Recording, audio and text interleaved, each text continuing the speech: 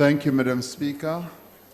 Honorable members, various allegations have been made in the public domain, and much evidence has also been published about undue influence of some people who it has been found may well have had undue influence with regard to a number of institutions of government and state in relation to non-transparent appointments as well as procurement decisions. The allegations are clearly a matter of grave concern to many South Africans. State capture, it can be said in whatever form it takes, is abhorrent, and it is something that we all as South Africans should not and cannot tolerate. Among the urgent steps we need to take in this regard is to establish a judicial commission of inquiry so that this commission of inquiry can probe the claims of corporate capture of state institutions. Now, President Jacob Zuma, who is the head of state and head of government, has the powers to establish such a commission in terms of Section 84F of the Constitution of the Republic of South Africa, and he has indicated that he is not opposed to the establishment of a commission of inquiry, and as we speak now, he is in the process of consulting his legal advisors to find ways of giving effect to this proposal. It is in the interests of all South Africans that the commission should be set up as quickly as possible so that all those who have evidence can present their evidence to a competent body, and those allegedly implicated should also have an opportunity to respond to the allegations that are being made against them. At the same time, it is critical that the law enforcement agencies give these allegations their full attention. We welcome the announcement by the Directorate for Priority Crime Investigation that they have already begun investigations in these matters. The veracity of the claims needs, where crimes have been committed, those responsible must be prosecuted and they must be brought to book. One of the important pillars of our democracy is this whole concept of the rule of law. It is important that South Africa should be a country that is regulated by the rule of law, and in matters like these, the law should be allowed to take its course without any fear or favor. Alongside this work, government is paying specific attention to strengthening the governance, the financial management, and the functioning of state-owned enterprises. The Interministerial Committee on SOEs, on the reform of SOEs, that is engaged in the implementation of various cabinet decisions that were taken last year.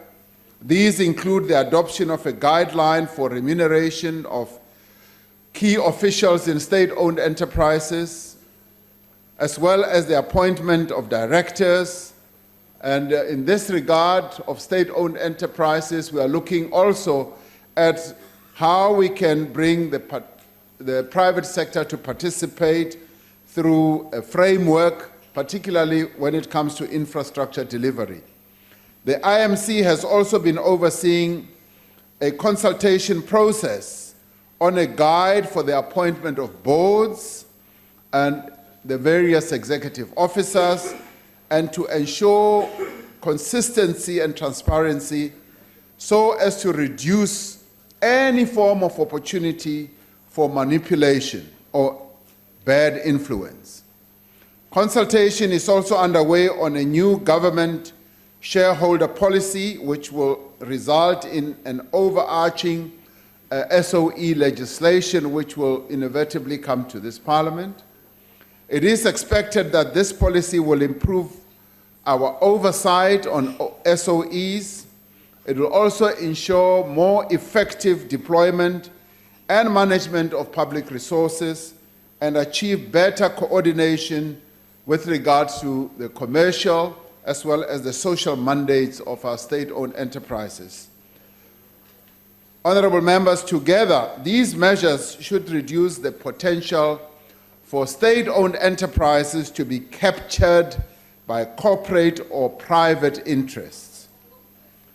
However, it is essential that we attend to the allegations that are currently in the public domain with the purpose and determination if we are to restore the confidence of our state-owned enterprises. These state-owned enterprises play a critical role in the economic life of our country, and therefore we would like to safeguard their integrity and make sure that they operate as well as they should to advance the interests of all South Africans. I thank you. The Honorable Hlophe. Thank you, Speaker. Deputy President, when I was listening to you, The Honorable the President, Deputy President.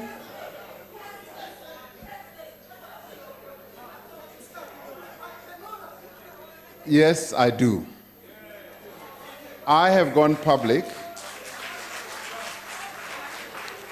and I'll tell you the reason why I support it. I support a commission of inquiry into this matter because there are all these allegations. Welcome the opportunity to go before an independent body and go and explain themselves, to clear their name, and to put their case before such a judicial inquiry. And I say everyone whose name has been bandied around or mentioned, and even those who have not been mentioned, and anybody who has any evidence should welcome the idea of going to that commission of inquiry and presenting themselves. So it is for that reason that I support it. And the other important reason, of course, it is important that those who have been mentioned should clear their names. I think it is important that they should have that opportunity to go to that commission to clear their names. Thank you very much. The Honorable Mainir.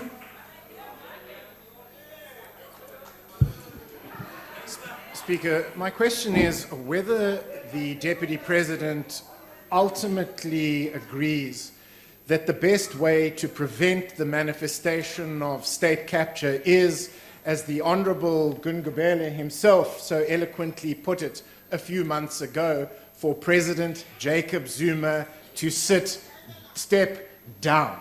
The Deputy President knows the answer to the question is yes. We know the answer to the question is yes. Why does the Deputy President just not make it easy on himself and say yes? Thank you. The Honorable Deputy President. You know, so if I know the answer to the question, why do you bother to ask the question?